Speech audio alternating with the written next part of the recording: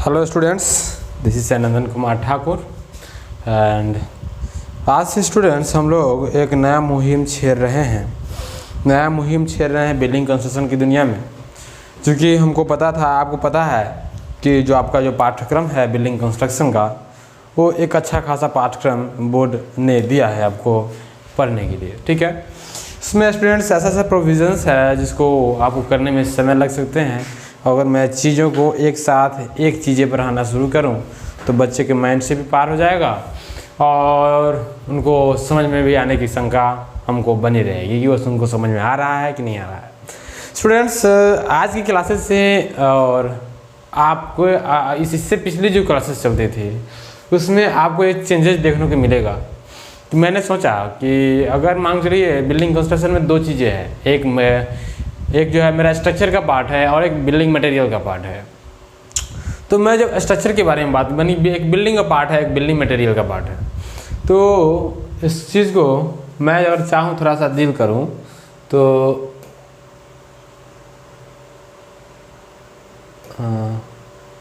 Students, अगर मैं इस चीज़ को डील करना चाहूँ तो कैसे कर सकता हूँ कि मान चलिए बिल्डिंग कंस्ट्रक्शन की चीज़ें हैं। ठीक है, मैं बिल्डिंग कंस्ट्रक्शन जो सब्जेक्ट है उसको दो पार्ट्स में बांटना चाहूँगा। ठीक है, तो आपको जो है बीसी जो है उसको आप, है ना, आप अगर ऐसे देखें तो इसमें मात्र बिल्डिंग कंस्ट्रक्शन नहीं है ना, इसमें दो चीज़ है। बी, इसको हम अगर देखें तो BMC के नाम से भी जान सकते हैं, है ना। इसका नाम होगा बिल्डिंग, है ना, बिल्डिंग मटेरियल एंड कंस्ट्रक्शन के नाम से भी आप इसको जान सकते हैं। ठीक है, तो ये बिल्डिंग मटेरियल जो बिल्डिंग कंस्ट्रक्शन जो है इसको आप बिल्डिंग मटेरियल एंड कंस्ट्रक्शन के नाम से भी जान सकते हैं। ठीक है, क्योंकि यहाँ पर आप देख सकते हैं स्टूडेंट्स कि मटेरियल एक अलग पार्ट है और कंस्ट्रक्शन एक अलग पार्ट है। अपने आप में दोनों जो है वो अलग अलग पार्ट है स्टूडेंट्स। इसीलिए हम लोग क्या करेंगे, मटेरियल को अलग पढ़ेंगे और कंस्ट्रक्शन को अलग पढ़ेंगे। आपने यूनिट नंबर 1 में जो पहला ही सब यूनिट पढ़ा था उसमें पढ़ा था, है ना, ये पढ़ा था कि types of components of structures क्या है। इसमें आपने देखा था कि क्या सुपर स्ट्रक्चर होता है, क्या सब स्ट्रक्चर होता है, उसके वेरियस कंपोनेंट पार्ट्स के बारे में आप लोगों ने पढ़ा था। ठीक है, अगर मान चलिए किसी बच्चों को वो चीज़ें स्किप भी हुआ हो तो इसमें सारी चीज़ें कवर हो जाएंगी। मैं आप लोगों को इस प्रकार से पढ़ाऊँगा। तो स्टूडेंट्स, इससे पहले कुछ बच्चे ये कमेंट कर रहे थे कि सर आप ज़्यादा तेज़ बोलते हैं, है ना, तेज़ बोलते हैं, या फिर ये कि बच्चे बोलते हैं कि सर आप स्पष्ट नहीं बोलते हैं। तो ठीक है, इस बात पर ये विचार किया जाएगा। फिलहाल आते हैं, चलिए। तो आज हमारा जो क्लास होगा वो फाउंडेशन पर होगा। क्योंकि आप लोग जानते हैं कि बिल्डिंग मटेरियल मैं ऑलरेडी स्टार्ट कर रखा हूँ और जो फाउंडेशन जो है ये कंस्ट्रक्शन है। कंस्ट्रक्शन की अगर शुरुआत पहले होगी तो फाउंडेशन सिस्टम से होगी। हालांकि फाउंडेशन सिस्टम को बनाने से पहले भी फाउंडेशन का प्लानिंग, फाउंडेशन का डिज़ाइन, लेआउट, साइट क्लडिंग, ये सब ज़रूरी है। ये सब चीज़ों को हम लोग पढ़ेंगे। फिलहाल हम लोग जिस यूनिट को पढ़ने जा रहे हैं वो यूनिट नंबर 3 है। तो कंस्ट्रक्शन ऑफ सब स्ट्रक्चर जो होगा स्टूडेंट्स, यानी कि सब स्ट्रक्चर है कंस्ट्रक्शन, उसमें हम लोग अब से पढ़ेंगे। ठीक है, तो ये जो चीज़ चलेंगी ये चलेंगी कंस्ट्रक्शन की दुनिया में। और बिल्डिंग मटेरियल की दुनिया में मैं आपको स्टोन पढ़ा चुका हूँ और स्टोन के आगे जो टॉपिक है वो मैं बिल्डिंग मटेरियल का जब लेक्चर लेके आऊँगा तो उसमें आपको मिलेगा। ठीक है, इसलिए मैं स्टूडेंट्स चाह रहा हूँ कि दो चीज़ को एक साथ लेकर चलूँगा तो सिलेबस जल्दी होंगी। ठीक है स्टूडेंट्स, तो फिलहाल यहाँ पर आपको देखने मिल रहा है बिल्डिंग मटेरियल एंड कंस्ट्रक्शन। आप लोगों को बेहतर ये होगा कि आप लोग मटेरियल का सिस्टम अलग, कॉपी अलग बनाओ और कंस्ट्रक्शन का कॉपी अलग बनाओ, ताकि ये होगा कि मटेरियल पार्ट से एग्जामिनेशंस में बहुत सारे क्वेश्चंस पूछे जा रहे हैं, है ना। बिल्डिंग मटेरियल पार्ट जो होता है उससे एग्जामिनेशंस में बहुत सारे क्वेश्चन पूछे जा रहे हैं। इसीलिए आप लोग अगर बिल्डिंग मटेरियल का अगर अच्छा नोट रहेगा तो आप लोग थोड़ा सा अच्छा परफॉर्मेंस दे सकते हो। ठीक है स्टूडेंट्स, चलिए फिर आते हैं हम अपने टॉपिक पे, है ना। बहुत ज़्यादा मुद्दा से हट गए थे हम लोग। चलिए आते हैं अपने टॉपिक पे, ठीक है। तो फिलहाल अगर मेरे बारे में बात किया जाए तो ये मैं हूँ, है ना, ये मैं हूँ, मेरा नाम है शैनंदन कुमार ठाकुर, है ना, आप लोग जानते हैं अच्छी तरीके से। और फाउंडर ऑफ सिविलियन कंपाइलेशन, मेरा एक सिस्टम है सिविलियन कंपाइलेशन, मैं वो खुद लीड करता हूँ। और ये है जो मैं यहाँ पर आपको पढ़ा रहा हूँ, मुझसे आप कांटेक्ट कर सकते हैं इन दोनों में से किसी भी नंबर पे आप मुझसे कांटेक्ट कर सकते हैं। और कोई भी सवाल अगर आपके माइंड में है, जहन में है, तो आप पूछ सकते हैं। फिलहाल मेरा जो व्हाट्सएप नंबर है ये मेरा है स्टूडेंट्स व्हाट्सएप नंबर, ठीक है, ये मेरा व्हाट्सएप नंबर है and you can connect me on WhatsApp also. चलिए स्टूडेंट्स आते हैं अपनी दुनिया में। तो मैं पढ़ा रहा था फाउंडेशन, ठीक है स्टूडेंट्स। अब मैं आपको फाउंडेशन में लिए चलता हूँ कि जो फाउंडेशन का जो सिस्टम है वो उसमें क्या क्या चीज़ें आएंगी, ठीक है। तो आपको पता होना चाहिए कि जब मैं क्लास ले रहा था यूनिट नंबर फर्स्ट सब यूनिट ए का, मतलब कि फर्स्ट यूनिट में मैं क्लास ले रहा था, उसमें बताया था कि जो building construction of foundation and their component, मतलब कि बिल्डिंग कंस्ट्रक्शन का जो सिस्टम होगा उसमें अगर आप पढ़ना चाहें तो आप इन चीज़ों को देखेंगे तो ये जो होगा सब स्ट्रक्चर में आपको आ जाएगा। ये चीज़ें आपको सुपर स्ट्रक्चर में देखने को मिल रहा था, ये सारी चीज़ें आपको सुपर स्ट्रक्चर में देखने को मिलेगा, ये सारी चीज़ें सब स्ट्रक्चर में देखने को मिलेगा। तो सब स्ट्रक्चर की बात किया जाए, मतलब कि जो आपका मेन सिस्टम होगा, आप अगर इस फाउंडेशन के बारे में पढ़ेंगे तो वो सब स्ट्रक्चर में आएगा। तो फाउंडेशन के बारे में पढ़ेंगे हम लोग, तो उसमें क्या जानेंगे, फाउंडेशन के कितने टाइप्स होते हैं, जो भी होगा सिलेबस उसमें जानेंगे। फिलहाल अगर सब स्ट्रक्चर कंपोनेंट के बारे में बात किया जाए तो ये सब स्ट्रक्चर का ये फाउंडेशन होता है, फुटिंग होता है, प्लिंथ भी इंक्लूडेड होता है सब स्ट्रक्चर में। बात किया जाए सुपर स्ट्रक्चर में तो वाल, lintel, door, window, ventilators, dam proof course, roof slab और पैरापेट के साथ साथ कोपिंग भी इंक्लूड होता है। इन सारी चीज़ों का इंट्रोडक्शन चीज़ें आप लोग देख चुके थे पहले यूनिट में, ठीक है स्टूडेंट्स। अब आपको हम लिए चलते हैं थोड़ा सा इसका ग्राफिकल जो रिप्रेजेंटेशन होता है उसको थोड़ा सा देख लीजिए। ये क्या है, किसी बिल्डिंग के किसी दीवार को काटा गया है और वहाँ से आपको ये समझने में आसानी होगा। देखिए स्टूडेंट्स, बात ये हो रही थी कि ये देखिए आप यहाँ से देख सकते हैं कि ये जो लेवल है, ठीक है, इस लेवल से नीचे जितनी भी चीज़ें आपको दिखेंगी वो सारी चीज़ें फाउंडेशन कहलाएंगी। क्या कहलाएंगे स्टूडेंट्स? फाउंडेशन कहलाएंगे, ठीक है। या फिर फाउंडेशन कहने में आपको अगर संकोच होता है तो आप इसको सब स्ट्रक्चर कहिए, क्योंकि संकोच इसीलिए होगा कि थोड़ा सा आप अभी अपडेटेड वर्जन में नहीं आए हैं, इसीलिए अगर आप अपडेटेड वर्जन में आएंगे तो संकोच होगा, ठीक है। तो फाउंडेशन नहीं कहकर आप सब स्ट्रक्चर कहेंगे तो बेहतर रहेगा। कोई बच्चे अगर फाउंडेशन कहते हैं तो उसके लिए उसके दिमाग में ये बात की समझ होनी चाहिए कि फाउंडेशन का मतलब क्या होता है, जो कि आगे फर्दर आप देखेंगे, ठीक है। तो फाउंडेशन का जो बेसिक मीनिंग होता है वो ये होता है कि लोड का ट्रांसफॉर्मेशन करना, ठीक है। तो वो हम उसको बोलते हैं फाउंडेशन। तो जो फाउंडेशन सिस्टम होगा स्टूडेंट्स वो हमेशा ग्राउंड लेवल से नीचे ही होगा। आप जो सब स्ट्रक्चर की बात कर रहे हैं वो सब स्ट्रक्चर में क्या होता है कि प्लिंथ का जो ये सिस्टम है ये पार्ट भी इंक्लूड हो जाएगा। तो आपको ये चीज़ देखने को मिला कि फाउंडेशन इसमें क्या क्या देखिए, आप ये सैंड फिलिंग देखो, है ना, फ्लोर कंक्रीट देखो, ये जो चीज़ आपको दिख रहा है, जस्ट मैं थोड़ा सा चेंज कर लूँ, हाँ।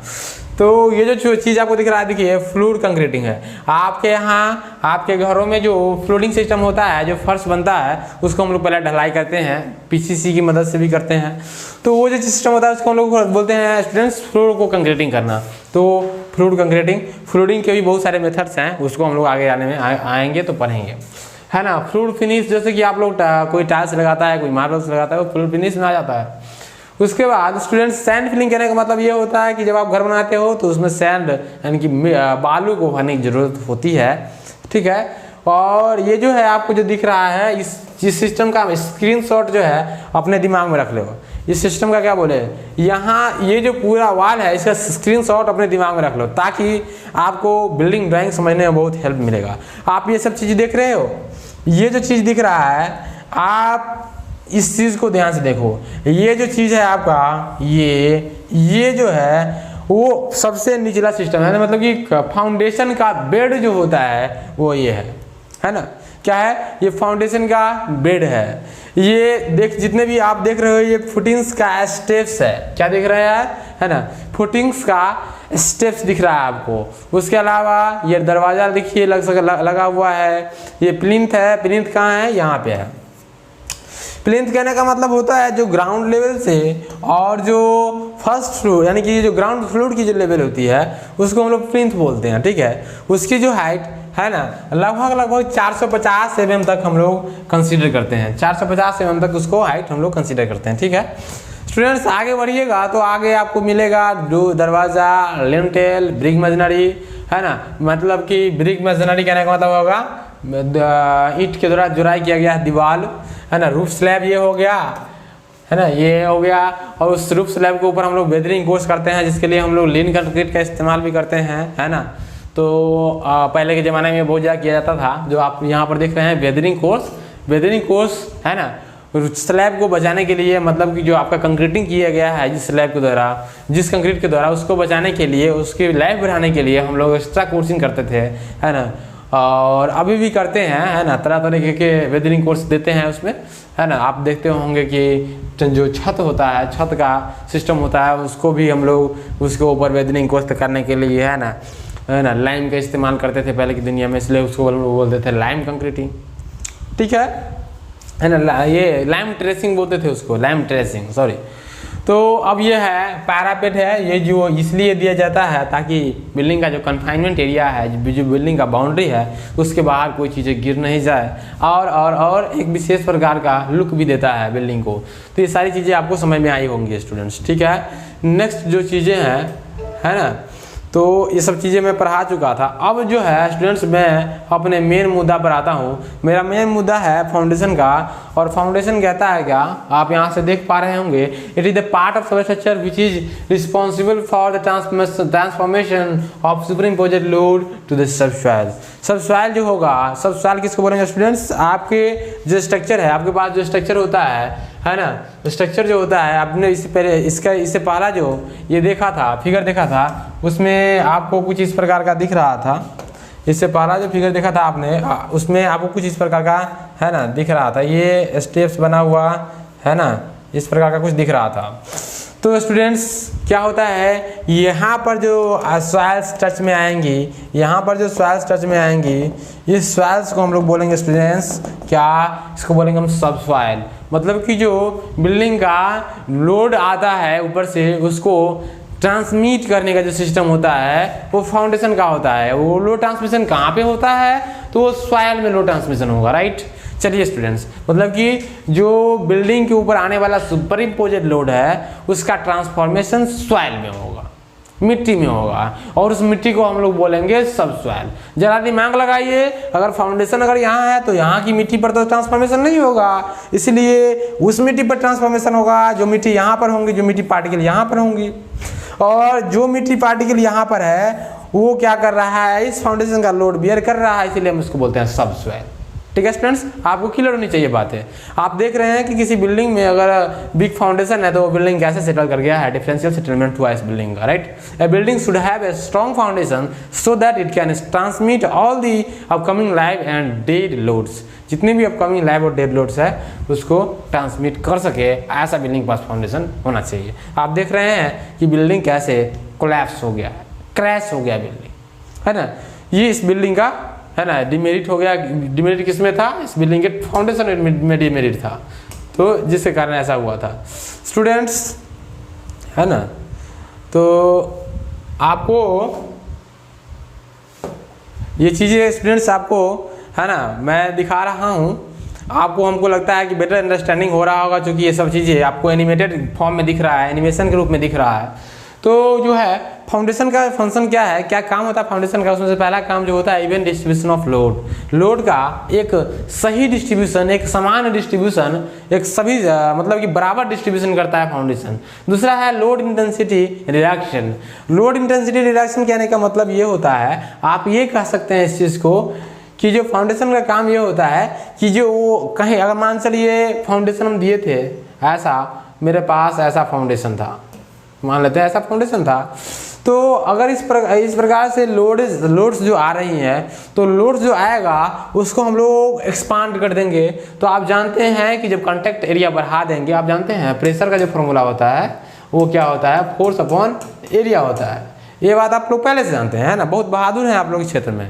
तो अगर यहाँ से एरिया बढ़ा देंगे तो फोर्स की वैल्यू, ये जो प्रेशर की वैल्यू है, ऑटोमेटिकली जो प्रेशर की वैल्यू है वो घट जाएगी। यहाँ पर जो चीज़ लिखा हुआ है स्टूडेंट्स, लोड इंटेंसिटी रिडक्शन, कहने का मतलब ये हुआ कहीं ना कहीं लोड जो यहाँ पर रिप्रेजेंट आपको कर रहा है वो स्ट्रेस का पैरामीटर रिप्रेजेंट कर रहा है, राइट। तो ये डिडक्ट हो, ये जो मान चलिए लोड इंटेंसिटी जब रिड्यूस हो जाएगा तो ऑटोमेटिकली जो प्रेशर की जो सिस्टम होगी ऑटोमेटिकली कम हो जाएगी। ठीक है स्टूडेंट्स, तो यहाँ से आपको ये समझ में आया होगा लोड इंटेंसिटी रिडक्शन।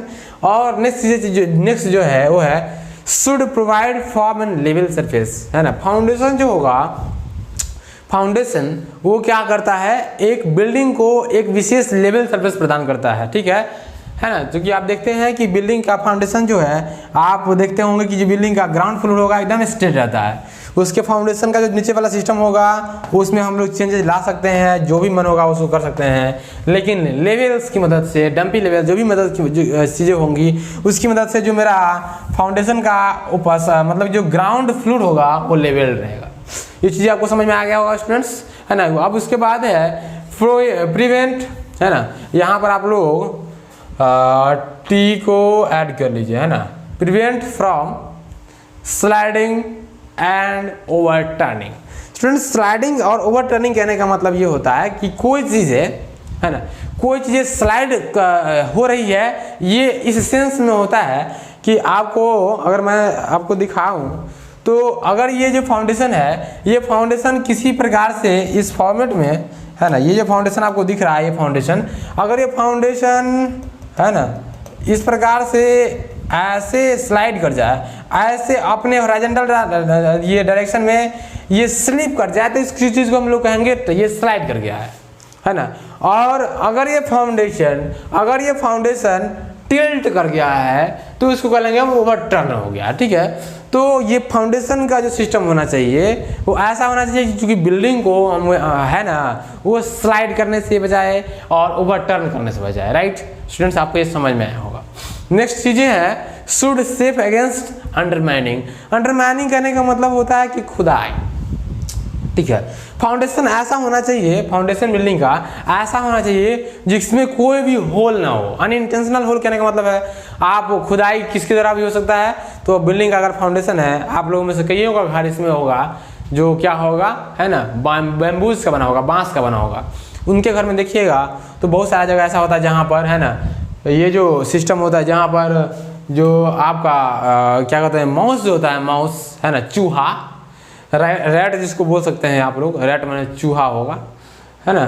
तो वो चूहा क्या करता है, अपने घर, उसके घर में छिद्र कर देता है, उसके घर का जो फ्लोर होता है उसको बर्बाद कर देता है। तो आप देखिए फाउंडेशन ऐसा नहीं होना चाहिए, फाउंडेशन ऐसा होना चाहिए तो ताकि उसमें किसी प्रकार का अंडरमाइनिंग यानी किसी प्रकार का अनइंटेंशनल होल ना हो, छिद्र ना हो फाउंडेशन के अंदर। ये बात समझ में आया, है ना। शुड सेफ अगेंस्ट अंडरमाइनिंग, ये सारी चीज़ें जो है स्टूडेंट्स आपको फाउंडेशन के फंक्शन के तौर पर याद रखना है, ठीक है। फाउंडेशन का जो फंक्शन होगा उसके तौर पर अगर आप इसको याद रखेंगे तो आपके लिए बेहतर है। नेक्स्ट चीज़ें जो है स्टूडेंट्स, आपको एक अच्छे फाउंडेशन के लिए क्या क्या चाहिए वो देखने को मिलेगा स्टूडेंट्स। जैसे कि आप जानते हैं कि जो हर एक चीज़ की अपनी अपनी एक रिक्वायरमेंट होती है, ठीक है। एक हर एक चीज़ की अपनी अपनी एक पर्सनल पहचान होती है और पर्सनल ज़रूरत होती है, ठीक है। तो फाउंडेशन की क्या रिक्वायरमेंट है, क्या ज़रूरत है, उस चीज़ को हम देखें तो पहला है should be constructed to sustain dead load and composite load, है ना, dead load and composite load. Students इस चीज़ को देखो, dead load and composite load. Let me change the colour of my marker, हाँ, dead load and composite load. इन सारी चीजों को बोल दो सुपर इम्पोजिट लोड। क्या बोल दो, सुपर है ना, इम्पोजिट लोड बोल दो। मतलब ये कि जो बिल्डिंग का सिस्टम होना चाहिए फाउंडेशन का, वो कैसा होना चाहिए, उसके पास ये जरूरत होता है कि वो क्या करे कि वो जितनी भी सुपर इम्पोजेड लोड आ रही है बिल्डिंग में, वो सारे चीज़ को सस्टेन कर सके, रोक सके, थाम सके, उसके अगेंस्ट काम कर सके, है ना। And transmit under them underlying soil, ये एक अच्छे फाउंडेशन की रिक्वायरमेंट होती है। ठीक है स्टूडेंट्स, क्या क्या हो गया, जो लोड आएगा उसको सेफली अगर ट्रांसमिट हम लोग कर देंगे, ट्रांसमिट कर देंगे मतलब कि सॉइल को अगर दे देंगे तो क्या हो जाएगा, जो चीज़ें हैं मेरी बैलेंस रहेंगी। आपको एक चीज़ मैं और समझाता हूँ कि अगर मान के चलिए आप सॉइल मैकेनिक्स या फिर सॉइल की दुनिया में जाए, या फिर हम यहाँ पर ये बता रहे थे अभी तक कि जो लोड ट्रांसफॉर्मेशन होगा वो कैसा होगा, हम सॉइल को दे देंगे, ऐसा हम अभी बता रहे थे, है ना, कि ये जो अगर सॉइल होगा इस सारे सॉइल्स को हम लोग क्या करेंगे, लोड ट्रांसफर कर देंगे। बेसिकली ऐसा होता है नहीं स्टूडेंट्स, होता ये है कि जितना लोड फाउंडेशन लगाएगा W मान चलते हैं, सेम उसी रिएक्शन में जो होगा ये सॉइल जो है लोड लगाएगा, और इसी सॉइल का जो रिएक्शन कैपेसिटी होता है वो कुछ नहीं होता है, सॉइल का बियरिंग कैपेसिटी होता है। ठीक है, सॉइल जितना बियर कर सकता है वो उसकी सॉइल की कैपेसिटी होगी। तो स्टूडेंट्स क्या होता है यहाँ पर, देखिए यहाँ पे एक चीजें नीचे आ रही हैं, दूसरी चीजें ऊपर जा रही हैं। अगर ये दोनों चीजें सेम है तो कह सकते हैं कि Newton's third law of motion काम कर रहा है, to every reaction there is equal and opposite reaction. यहाँ पर W लोड का एक्शन हो रहा था, दैट इज वाई यहाँ पर सॉइल ने क्या किया, W लोड का रिएक्शन कर दिया, है ना। तो आप कभी भी ये कहने के लिए एलिजिबल नहीं है कि फाउंडेशन को हम लोड दे देते हैं, सब सॉइल को हम लोड दे देते हैं, ऐसा कहने के लिए आप एलिजिबल नहीं है।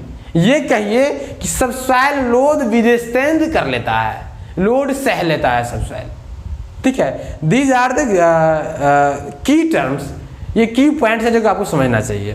तो यहाँ क्या हो रहा है, सब सॉइल को हम लोग लोड ट्रांसफर कर रहे हैं। ठीक है स्टूडेंट्स, नेक्स्ट चीजें जो आपको देखने को मिलेंगी उसमें है provided up to sufficient depth, है ना। फाउंडेशन का जो डेप्थ होना चाहिए वो भी अच्छा होना चाहिए, ताकि उसमें किसी प्रकार का कोई भी जो सिस्टम होगा वो देखने, ये आप ये समझिए कि अगर मान लीजिए ये मेरा ग्राउंड लेवल है ना, तो ग्राउंड लेवल से सफिशिएंट डेप्थ तक फाउंडेशन जाना चाहिए। जितना आपका डीप फाउंडेशन होगा उतना स्ट्रक्चर मजबूत हो सकता है। ठीक है, क्योंकि हम यहाँ पर देखिए अब यूज कर रहे हैं हो सकता है, होगा नहीं, हो सकता है, हो भी सकता है, नहीं भी हो सकता है ना। क्योंकि बात यह आई है कि अगर आप ऐसे सॉइल स्टार्टअप पर पहुंच जाए, मान चलिए आपने फाउंडेशन दिया, फाउंडेशन आपने डीप कर दिया, आपके पास कोई नॉलेज नहीं है कि डीप फाउंडेशन, है ना, देंगे तो क्या क्या हो सकता है, तो आप क्या कर दीजिएगा, नीचे जाते जाते मान लीजिए आपको खुदा ना खास सॉइल में, है ना, लूज स्टार्टा मिल गया, लूज लेयर मिल गया, तो जाके क्या होगा, ये फाउंडेशन धंस जाएगा कि नहीं धंस जाएगा, बिल्कुल धंस जाएगा। मतलब क्या होगा, ये जो फाउंडेशन है अगर आप उसको, हमें ऐसा प्रोविजन देना है ना, ताकि ये जो फाउंडेशन का जो बेड है ना, वो एक अच्छे स्टार्टा पे रहे, एक हार्ड स्टार्टा पे रहे। ठीक है स्टूडेंट्स, इसीलिए फाउंडेशन में हम लोग मतलब कि डीप भी दे सकते हैं और सैलो भी कर सकते हैं। सैलो कब करेंगे, डीप करेंगे, कब करेंगे, वो कंडीशन है उसके लिए, आने वाले सिस्टम्स में हम लोग पढ़ेंगे। ठीक है, तो आपको ये चीज़ देखने को मिल रहा है कि फाउंडेशन के पास एक सफिशिएंट डेप्थ होना चाहिए। नेक्स्ट चीज़ क्या है, rigid to avoid differential settlement. What is the meaning of differential settlement? Differential settlement कहने का मतलब ये हो गया कि कोई भी बिल्डिंग, मान चलिए आपको मैं बता दूं कि कोई भी बिल्डिंग है, ऐसे कि ये फाउंडेशन एक था, है ना, मान चलते इसी बिल्डिंग को हम कंटिन्यू कर देते हैं, दूसरा फाउंडेशन ये था। ठीक है, दो बिल्डिंग था, एक बिल्डिंग था जिसके ये दोनों फाउंडेशन है ना, दोनों, ये दोनों मान चलिए उसका पिलर्स कह लीजिए, मान चलिए पिलर्स कुछ ज़्यादा धंस गया, है ना, ये पिलर्स कुछ ज़्यादा धंस गया और ये जो पिलर्स है ये सेम चीज़ में रहा, तो क्या पता बिल्डिंग टिल्ट कर जाएगा, बिल्डिंग ऐसे ऐसे टिल्ट कर जाएगा। तो आप यहाँ पर देख रहे हैं कि सेटलमेंट जो हो रहा है इक्वल नहीं हो रहा है, अनइक्वल हो रहा है। यहाँ पर सेटलमेंट हो ही नहीं रहा है, यहाँ पर हो रहा है, तो कह सकते हैं कि अनइक्वल सेटलमेंट हो रहा है। तो इस केस में जो सेटलमेंट का जो टाइप होता है उसको हम लोग बोलते हैं डिफरेंशियल सेटलमेंट। आगे आने वाला जो स्लाइड्स होगा वो आपको माइंड में पूरा ऐड कर देगा what is the differential settlement. तो ये समझ में आया स्टूडेंट्स, तो rigid against the differential settlement foundation में होना चाहिए। नेक्स्ट जो चीज़ें हैं इस पर, परफॉर्मेंस शुड भी, should not be affected due to any expected future influence. जो फाउंडेशन का परफॉर्मेंस होना चाहिए एक कम्पैक्ट होना चाहिए और ड्यूरेबल होना चाहिए। ये फ्यूचर मतलब कि भविष्य में कुछ ऐसा ना हो जाए जिससे फाउंडेशन खराब हो जाए, ये आशंका आप में नहीं रहनी चाहिए। मतलब कि है ना, performance should not be affected. Foundation का जो प्रभाव ये जो है परफॉर्मेंस है वो खराब नहीं होना चाहिए फ्यूचर में कुछ भी हो जाए तो ये सब चीज़ें हैं एक अच्छे फाउंडेशन की रिक्वायरमेंट्स, आप इसको नोट कर सकते हैं, है ना स्टूडेंट्स। नेक्स्ट चीज़, अगर आप नेक्स्ट में जाएंगे तो फाउंडेशन को डिजाइन करने के लिए हम लोग कुछ फैक्टर्स को लेते हैं। ठीक है स्टूडेंट्स, फाउंडेशन को डिजाइन करने के लिए हम लोग कुछ फैक्टर्स को लेते हैं। तो स्टूडेंट्स ये आपको दिख रहा है factors for design. Factors of design के लिए हम लोग जो डिजाइन के लिए पैरामीटर्स सेलेक्ट करते हैं वो कुछ इस प्रकार की पैरामीटर्स होती है। ठीक है स्टूडेंट्स, उसमें पहला जो होगा बेयरिंग कैपेसिटी का पैरामीटर होगा, दूसरा जो होगा सेटलमेंट ऑफ द फाउंडेशन का पैरामीटर होगा। ये हम लोग इसीलिए कंसिडर करते हैं ताकि हम लोग इसको कंसिडर नहीं करेंगे तो हो सकता है फाउंडेशन में कुछ अनहोनी हो जाए, यानी कि फाउंडेशन को हम डिजाइन कर रहे हैं तो इसको ये सारी फैक्टर्स को हम लोग सेलेक्ट करेंगे, है ना। तो बेयरिंग कैपेसिटी में डिफरेंट टाइप से बेयरिंग कैपेसिटी आ जाते हैं, है ना, सेफ अलाइवल और अल्टीमेट बेयरिंग कैपेसिटी आ जाते हैं। और जो सेटलमेंट ऑफ फाउंडेशन में है स्टूडेंट्स, इसमें दो चीजें हैं, यूनिफॉर्म सेटलमेंट और डिफरेंशियल सेटलमेंट। मैंने आपको अभी दिखाया था कैसे सेटलमेंट होता है। तो जब इक्वल होगा तो यूनिफॉर्म कहेंगे और इक्वल होगा तो डिफरेंशियल सेटलमेंट कहेंगे। ठीक है स्टूडेंट्स, आप इसको नोट डाउन कर लीजिए। नेक्स्ट जो चीजें हैं आप उसको देखिए, राइट।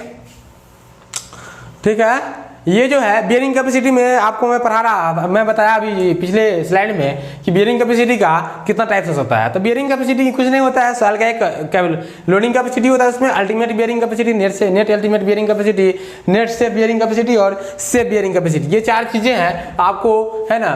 ये बेयरिंग कैपेसिटी जो होता है सॉइल का वो सिस्टम होता है, वो एक्सटेंट होता है जिसको सॉइल बियर कर सकता है। ठीक है, वो डिपेंड करता है सॉइल में कितना पोरोसिटीज है, प्रॉपर्टीज ऑफ सॉइल पर डिपेंड करेगा, है ना। पोजीशन ऑफ वाटर टेबल के ऊपर भी डिपेंड करेगा।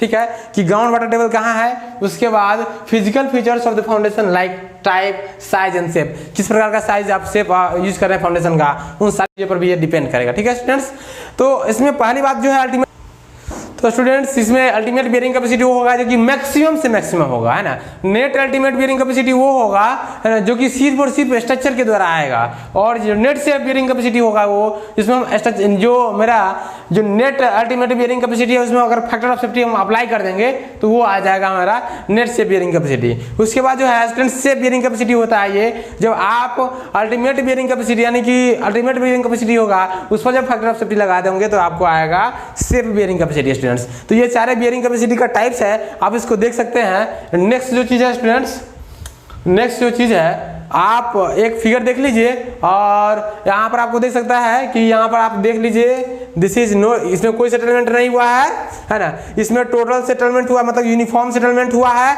और इसमें देखिए स्ट्रक्चर में डिफरेंशियल सेटलमेंट हुआ है, मतलब कि स्ट्रक्चर इसमें ज्यादा परेशान कर सकता है, आदमी मर जाएगा जो रहेगा वो। ठीक है स्टूडेंट्स, इसमें अगर सेटल कर भी गया तो एक साथ सेटल किया है। यहाँ पर इस चीज को देखिए आप, इस चीज को, यानी इस ग्राफ को देखिए, इस ग्राफ को देखिएगा तो आपको ज्यादा क्लियर होगा, है ना। इस ग्राफ को देखिएगा, ये ग्राफ जो है इसको देखिए, है ना। इसमें देखिए कैसे है, ये इसका जिगजैग पैटर्न है, मतलब कि ये जो सेटलमेंट हो रहा है वो डिफरेंशियल सेटलमेंट हो रहा है, इसमें कोई सेटलमेंट नहीं हो रहा है। कहने का मतलब ये हुआ कि बिल्डिंग का जो सेटलमेंट हो सकता है उसमें डिफरेंट टाइप्स भी प्रभावित कर सकता है। जो नेक्स्ट चीजें है उसमें आपको मिलेगा थैंक यू, क्या मिलेगा, थैंक यू, और थैंक यू मिल रहा है आपको। तो कोई दिक्कत नहीं है स्टूडेंट्स, आपको कोई भी डाउट होता है यू कैन आस्क मी, है ना। मैं इसका जो PDF होगा उसको हम ग्रुप में भी शेयर कर देंगे। फिलहाल आप यहाँ से इसको लिख लीजिए, राइट। ओके, धन्यवाद।